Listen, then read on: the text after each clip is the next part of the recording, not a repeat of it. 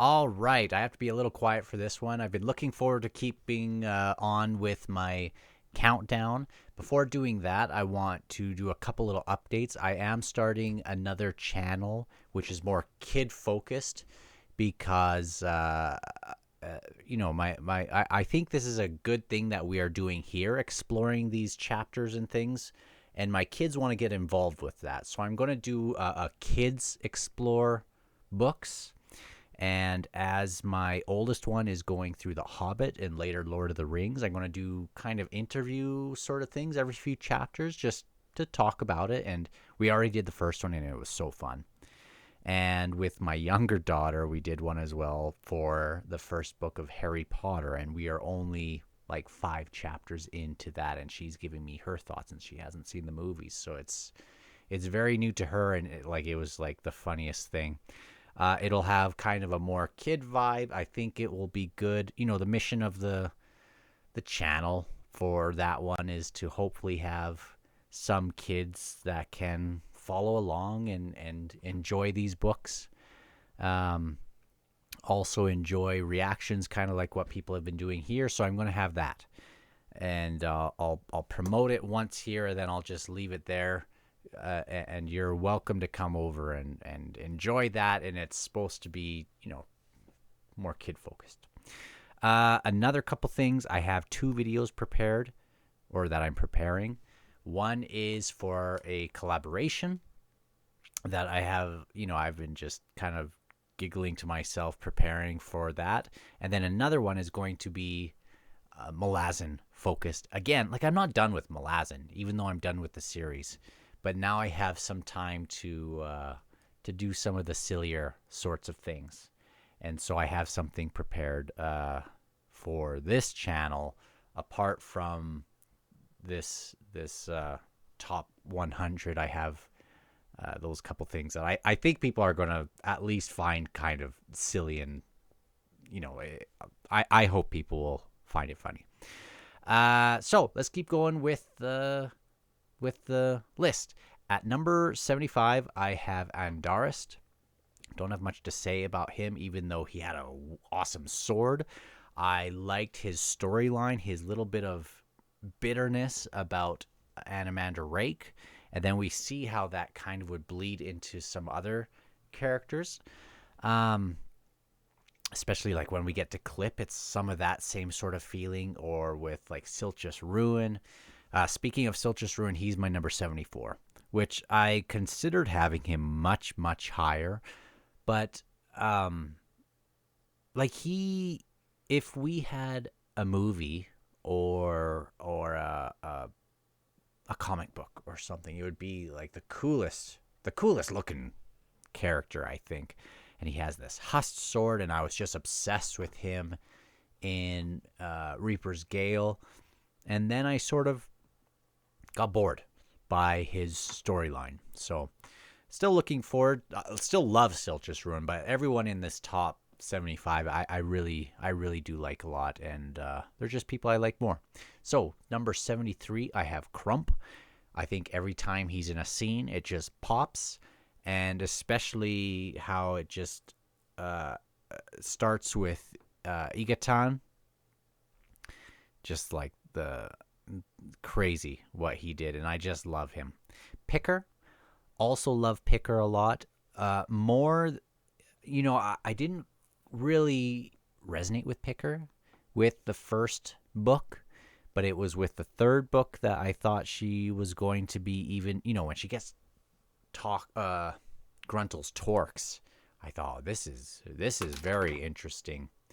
And it was in Toll the Hounds, though, where I really fell in love with Picker. Really love her. Same thing with 71. Another great Toll the Hounds character. It was Berthol Mekar, and that's 71. I have a deep love for that character and Solara and shoot, what's his face? He's on the list later on. Char, love those 3. Love the ending we get with them, and that was one of my big feel good moments in the series. Dujek One Arm is my number 70, even though I was really bugged that we didn't get a last hurrah with him, and he just kind of shows up dead. So, whatever. Number 69 is Bruchalion. Bruchalion, the mortal sword, who, when we got to Capistan, I was so excited to get to Capistan. And this was when I first started to think, I don't know if it was the first time I thought of this, but like we had the first sword talked about in the prologue of Gardens, right? But it was in Capistan where I started, it's first sword, shield anvil, destriant. And I just thought this guy was like the coolest thing. And then the way he went out in Capistan was one of the coolest things ever, when Ikovian was down and he said that Ikovian would understand, and he goes and basically his sword is fighting for him, which I didn't totally understand that, even though that seems to have happened in a sense in other ways. But I was super bummed that he died, and he was so cool. So that's my number 69. Number 68, I have Leomin of the Flails. I went into the Bone Hunters really high on Leomin. He was one of the characters that I really liked from House of Chains. I mean, he had his weird little moments and things, but man, what a despicable thing he did in Chapter 7 of the Bone Hunters. Man, you could just say Chapter 7, and from now on I will think of that chapter. And a big part of it is him there. Now he kind of just disappears off the scene, but I think what he did was absolutely necessary to evoke just an outrage, and fantastic character for the series. Number 66 and 67 are two of my very favorites. They might be my two favorites for kind of more minor characters that have great banter, and it is Scorch and Lef. And they are in Toll the Hounds. I don't think they are in the other ones, but they for sure are in Toll the Hounds, and they are some of my favorite characters. I think they are hilarious. I think it's great that even though they're kind of bumbling idiots, they are legit fighters, and the books are better the one book is better with Scorch and Lef. Now, number 65, I don't know how many people would have this character in their top 100, but I do. And it's more for that reason where I think that this person is good for the series, because it's good for one of our other characters to bounce off of. And that is Chalice d'Arl, or whatever her name is. The one that Crocus had a crush on and stole from, and then got kicked out, and then she started to kind of have this manipulative sort of way about her around Crocus, and she's just kind of like very immature, and it's great for Crocus to step out of his immaturity, in part because of the actions of Chalice. And I think she's a great character because of what she gives to Crocus. And Crocus will come much later. Won't be in this video here. Number 64, I almost had this one much higher, but it's one of those things where by the end of the series, I was like, darn, he just kind of is not the same without his buddy, and that's Onrak. In a sense, Onrak and Troll felt a lot like Tool and Talk, and when Troll and Onrak are together, like Tool and Talk were my favorites from the third book, but then in the very next book, in House of Chains, Troll and Onrak became my favorites, and I had a hard time thinking which would be my my favorites between them. But I mean, Troll dies, which I'm not going to hold that against him. But after that, Onrak, I mean, becomes a little boring to me. And but he was great up to that moment, and he had some great, very emotional stuff about him, Onrak the Broken, and at the end of shoot, is it at the end of which is the one? Must be at the end of the Bone Hunters, the epilogue where he is sitting with Troll and Manala. Is that her name? And the other Talan, and they're kind of mocking him and Trolls. Anyway, and we hear like that whole sequence was very powerful to me, and I love Onrak. Next is Gothos, just because of his presence that he has everywhere in the series. You see him in epigraphs, you see him in several different places. We find him gardening. He's a Jagged who I just love, and I just love Gothos. Number 62, I have Hedge. I went up and down with Hedge, and never quite loved him, but the scenes were always better when he was around. Number 61, and this might be surprising for a lot of people. I bet a lot of people have this person like in their top 10, because even though they are gone early on in the series, they're talked about throughout, and that is Coltane. Now, what Coltane did was super powerful, and I love the guy. But I just, there was something about his, like I was impacted more about his death, not so much that now we don't have this great character, but because of experiencing that through all the other characters who are watching that. Now, I did like Coltane a lot, and it was so powerful, but I don't think I can put him further up the list. Number 60, I have Wrath Fenner. Love Wrath Fenner. I mean, don't love him. He was kind of and I don't even know if this is the right one. I think Wrath Fenner was kind of the nightmare sort of priest in Capistan. That's the one I mean, and I think it's that one. And I love the whole interaction with Ikovian, and how Ikovian is kind of seeing this priest who was well-intentioned, I think, go down this road and have all these little turns based on some influences around him, and just some poor judgment. And I think that was one of the most powerful moments in the series, and it wouldn't have happened without that character. Now, I don't think, that's just one of the characters where I think back on quite a bit, even though they weren't like a major character. I think they're just fantastic for the series. Number 59, I have Jan Tovis, who I liked more and more and more as we get through things. I didn't really pay attention to her as much when she first arrived on the scene, but wow.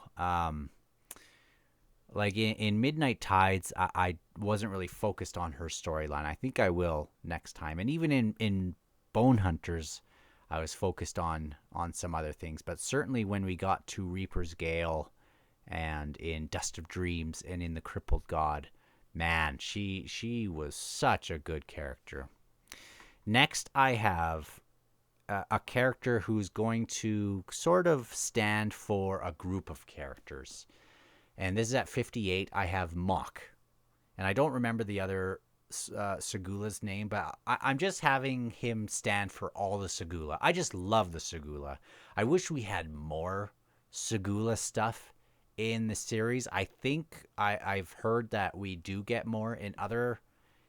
I don't know if it's in the series that Knight of Knives is in. Maybe there's some Segula there. Like we had the pickled Segula in Darujistan. We had the Segula that were unmasked in Toll the Hounds. We had the High Maiden, which I think is probably a Segula. Like, I just want to know more Segula stuff. So really, I should just write Mock and not have it Segula. But that's my number 58. Number 57, I put Clip. I think he was a great character for the series. Total jerk. I thought he just this young. How old was Clip even? But this young Tist Andy who had this animosity towards Animander Rake, and him as this first sort of curled Ghislaine was very, very interesting, and I thought he was a good character for the series. Again, I'll have more details on some of these characters as we get to the top 50. But number 56, I have Bryce Benedict. When we were reading not Memories of Ice, Midnight Tides, Bryce Benedict was in my top. I think during that time he was bumped up even into my top 15 or so. I really liked Bryce Benedict.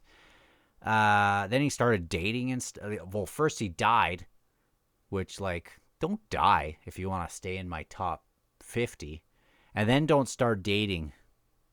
So, I mean, I've probably made a pretty good point there. So, moving on to 55, I have Kilmandaros. I would see this name pop up, Kilmandaros, and I didn't know what to think of. Like, I didn't have a conceptual idea of what that character looked like or who they were, other than an elder goddess. And when we get the prologue of Reaper's Gale, or no, the prologue with her started with, oh no, it was Reaper's Gale, the one where she's bashed the dragons apart and stuff. Just so chilling and great, and just the devastation. Very cool. Number 54. This is, if there was ever a Malazan game, and like a video game, role-playing sort of game, this is the character that I think I would try to recreate, because I think it's just such a great mix of things that are so cool about this series. And so 54, I have Spindle. One of my very favorite characters from a combat perspective. Like, Spindle's out there and weird and bananas, and I love that. But this mix between legit mage and sapper, like, crammed into one. I just think of a guy holding fire in one hand, like, magically, and then a cusser in the other hand, and I think that is freaking awesome. And Spindle early on became one of my very, very favorite characters. When I don't think he's in Gardens of the Moon, but in Memories of Ice, certainly we get him.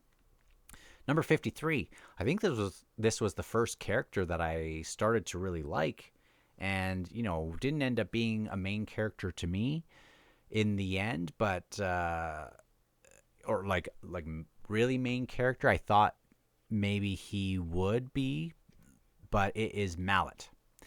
Mallet, I think, was, again, one of the first ones that I thought, oh, okay, we have our healer. And I always tend to, you just know what kind of character they're going to be usually. And this healer of the bridge burners. And I love Mallet. He was one of the first ones I really loved.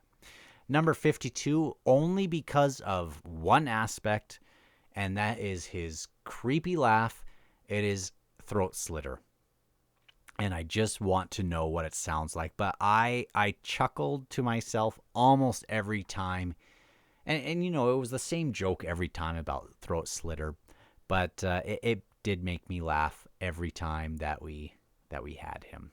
Now, my last one for 51, to end the top 50, or the bottom 50, however you look at it, is Hairlock.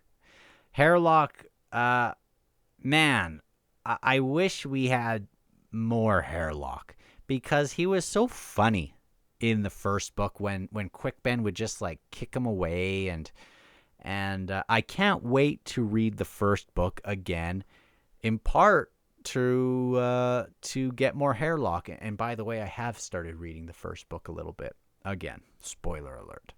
But I just love Hairlock, and I would be remiss if he wasn't relatively far up the list because I did think he was a great character. And when I was talking to someone else, I had Deadhouse on my desk at work when I was just in the second book. It was before I was doing any videos with this. And someone said, "Oh, I've started reading the first one. I didn't get through it."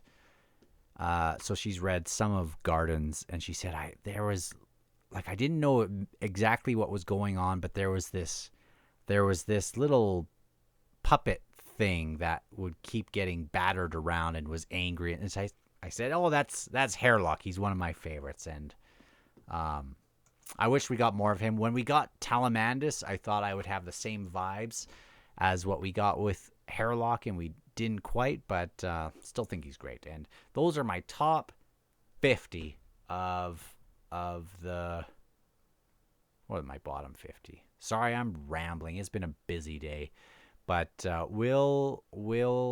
think you guys are going to like some of these next ones coming up, especially when we get to the top 15 or so. But I think I'm going to spend some more days just kind of looking at these and shifting it around and making sure I'm happy with where things are at. So talk to you guys soon.